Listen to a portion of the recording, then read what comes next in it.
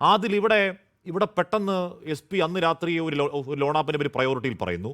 ചില ചാനലുകൾ വളരെ പെട്ടെന്ന് ഈ ലോൺ ആപ്പ് എന്ന് പറഞ്ഞ വലിയ വാർത്തകൾ പെരുപ്പിക്കുന്നു. അതിൻ്റെ പിന്നാലെ ലോൺ ആപ്പിലേക്ക് അന്വേഷണം ചുരുങ്ങുന്നു. ലോൺ ആപ്പിൻ്റെ ഭീഷണി ആപ്പിനെ ചുറ്റി നിൽക്കുന്നു.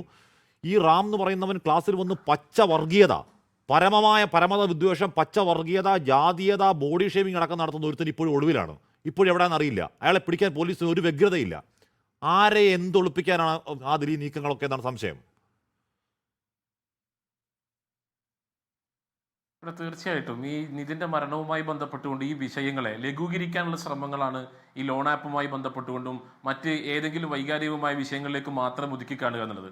ഇത് കൃത്യമായി തന്നെ ഇതൊരു ഇൻസ്റ്റിറ്റ്യൂഷണൽ മർഡറാണ്. ഒരു സംവിധാനത്തിന്റെ, കേരളത്തിലെ ഈ രാജ്യത്തെയും ഉന്നത വിദ്യാഭ്യാസ മേഖലയുടെ, പ്രൊഫഷണൽ വിദ്യാഭ്യാസ മേഖലയുടെ സംവിധാനത്തിന്റെ പ്രശ്നമാണ്. ഇവിടെ നേരത്തെ സൂചിപ്പിച്ചു, ഒരു അധ്യാപകൻ, റാം എന്ന് പറയുന്നത്, നമ്പ്യാർ എന്ന് പറയുന്നത്, വാലും കൂലുമൊക്കെ ഉള്ള കുറെ ജാതി വെറിയന്മാരായിട്ടുള്ള അധ്യാപകന്മാർ ഇത്തരത്തിൽ വിദ്യാർത്ഥികളെ മെക്കെട്ട് കയറാനും അവരുടെ നിറത്തിന്റെ പേരിൽ, അവരുടെ ജാതിയുടെ പേരിൽ അവരെ അപഹാസ്യരാക്കാനും ശ്രമിക്കുകയാണെങ്കിൽ തീർച്ചയായും ഇത്തരം അധ്യാപകന്മാരെ കൈകാര്യം ചെയ്യുന്ന നിലവാരത്തിലേക്ക് വിദ്യാർത്ഥി സംഘങ്ങൾ മാറുന്നതാണ്. Give respect and take respect എന്നുള്ള പോളിസിയാണ്. വിദ്യാർത്ഥികളെ ബഹുമാനത്തോടു കൂടി കാണാൻ വേണ്ടി കഴിയണം. വിദ്യാർത്ഥികളെ ബഹുമാനിക്കാനും അവർ ആദരവോടു കൂടി അവരോട് ഇടപെടാൻ വേണ്ടി കഴിയണം. അല്ലാത്ത ഇത്തരം അധ്യാപകന്മാരെ, ജാതി വറിയന്മാരെ കൈകാര്യം ചെയ്യാൻ തന്നെയാണ് തീരുമാനിച്ചിട്ടുള്ളത്. ഇവിടെ യഥാർത്ഥത്തിൽ നമ്മുടെ പ്രശ്നം എന്താണ്? പറയുന്ന വിദ്യാർത്ഥി ഒടുവിലത്തെ ഒരു ഉദാഹരണമാണ്. ബ്ലാക്ക് പിഗ് എന്ന് വിളിക്കാതിരുന്നാൽ മതി, അല്ല കറുത്ത പശു എന്ന് വിളിക്കാതിരുന്നാൽ മതി. ഒരു ബഹുമാനിക്കുകയും വേണ്ട, ഒന്നും വേണ്ട.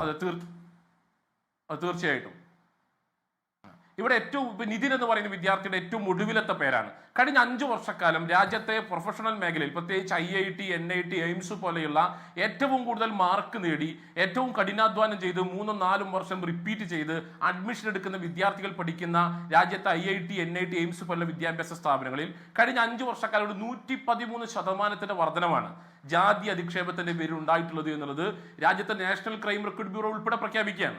122 വിദ്യാർത്ഥികളാണ് കഴിഞ്ഞ 2 വർഷക്കാലത്തിനിടയിൽ ആത്മഹത്യ ചെയ്തത്.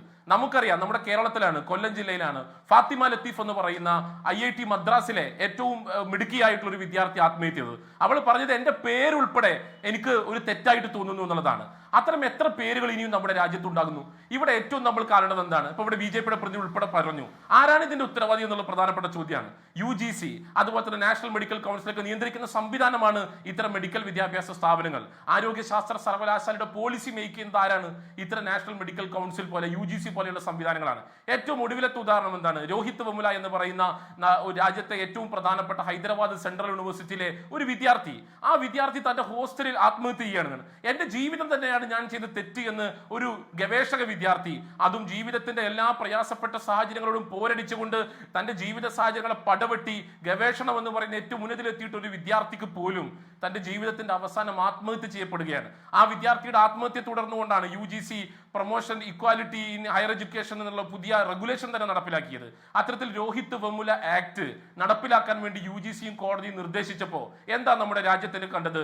രാജ്യത്തെ സംഘപരിവാറിന്റെ പിന്തുണയുള്ള ഇത്തരത്തിലുള്ള സവർണ സംഘടനകളുടെ നേതൃത്വത്തിൽ നടന്ന അരങ്ങേറിയിട്ടുള്ള സമരങ്ങൾ, അക്രമ സംഭവങ്ങൾ, അതിനെ തുടർന്ന് രോഹിത് വെമുല ആക്ട് നടപ്പിലാക്കാതിരിക്കുകയാണ്. ഇതെല്ലാം സൂചിപ്പിക്കുന്നത് എന്താണ്? കഴിഞ്ഞ വർഷങ്ങളിൽ രാജ്യത്ത് ഉയർന്നു വരുന്ന വിദ്യാഭ്യാസ മേഖലയിലെ ജാതീയമായിട്ടുള്ള അക്രമങ്ങളും സംഭവങ്ങളും റിപ്പോർട്ടുകൾ ചെയ്യപ്പെട്ടുകൊണ്ടിരിക്കുകയാണ്. ഏറ്റവും ഒടുവിൽ ഫാത്തിമ ലത്തീഫിനെ പോലെ, നമൻ അഗർവാളിനെ പോലെയുള്ള വിദ്യാർത്ഥികൾ രാജ്യത്തെ IIT-കളിലും NIT-കളിലും എയിംസുകളിലെല്ലാം ആത്മഹത്യ ചെയ്യുമ്പോൾ നമ്മൾ ഈ വിഷയത്തെ ഉപയോഗപ്പെടുത്തി ചർച്ച ചെയ്യേണ്ടത് ഈ വിദ്യാഭ്യാസ മേഖലയിൽ UGC സംവിധാനത്തിൽ ഇത്തരത്തിലുള്ള പ്രൊഫഷണൽ വിദ്യാഭ്യാസ മേഖലയിൽ നിലനിൽക്കുന്ന ഇത്തരം പുഴുക്കുത്തുകളെ ഇല്ലാതാക്കാനുള്ള ശ്രമങ്ങളിലേക്കാണ് നമ്മൾ തീർച്ചയായിട്ടും ഈ വിഷയങ്ങൾ കടക്കേണ്ടത്. അതിൽ തുടക്കത്തിൽ പറഞ്ഞ ഇത്തരം അധ്യാപകരെ തെരുവിൽ കൈകാര്യം ചെയ്യും എന്ന് പറയുന്നതിന് സാധാരണഗതിയിൽ യോജിക്കാൻ കഴിയാത്തതാണെങ്കിൽ കൂടിയും ഇത്തരത്തിൽ കുട്ടികളെ വാക്കുകൊണ്ട് വേട്ടയാടി കൊലക്ക് കൊടുക്കുന്ന അധ്യാപകർ അങ്ങനെ ആരാലും തൊടപ്പെടാതെ അങ്ങനെ ഉദാരമായി അങ്ങനെ അവരുടെ സിംഹാസനങ്ങൾ വാഴുകയാണെങ്കിൽ ചിലപ്പോൾ അതിൽ പറഞ്ഞതിനോട് യോജിക്കേണ്ടി വരും.